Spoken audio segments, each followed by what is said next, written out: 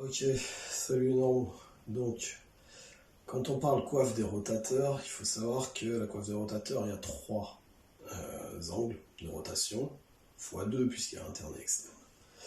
Donc, R1, R2, R3. Quand on fait de la muscu, donc là j'ai fait en externe, hein. Il existe aussi en interne et en interne. Ok. Quand on fait de la muscu, ça peut être intéressant de renforcer la coiffe de rotateur pour la santé des épaules. Ceci dit, je trouve que ces derniers temps, on a mis un petit peu trop de valeur à ça. C'est-à-dire que plutôt que de dire qu'on s'échauffe mal, on rajoute des exercices qui vont rajouter du stress et de la fatigue. Mais ça, ce sera peut-être l'objet d'une autre vidéo.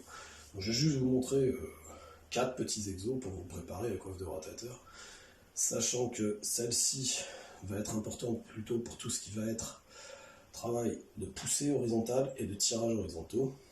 Celle-ci, poussée verticale, tirage vertical. Celle-ci va plus être importante pour ceux qui pratiquent le bras de fer, hein, les ferristes, pour les haltérophiles aussi, notamment sur les arrachés, les snatchs, hein, et par conséquent forcément aussi pour les crossfitters qui pratiquent ces mouvements-là. Donc, très simple, on prend ici un élastique, on va venir prendre et on va tourner comme si on faisait de l'autostop. C'est ce qu'on appelle le L-fly. Alors ça, c'est un mouvement qu'on voit très fréquemment en salle de muscu et qui est important. Mais on oublie aussi le deuxième plus important qui est donc comme ceci. Alors, attendez, je vais essayer de me placer. Voilà. Et ici, monter en rotation R2. De manière, alors on peut déplacer l'élastique plus ou moins bas pour celui-ci pour faire varier le moment, l'intensité la plus importante.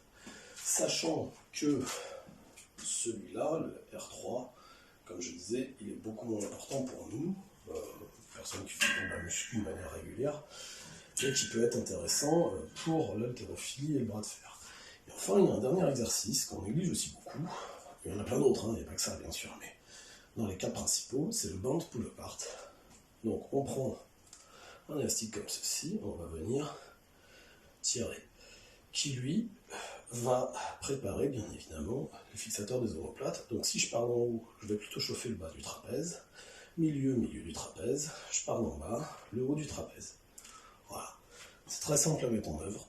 Et avec un simple élastique, vous intégrez par exemple tous ces exercices soit dans vos séances pec, soit dos ou épaules, et vous le faites 1 à 2 fois par semaine comme un autre muscle. Le faire tous les jours comme font certains, c'est juste rajouter de l'usure prématurée. Voilà. Alors je vous dis à très bientôt pour une autre petite vidéo.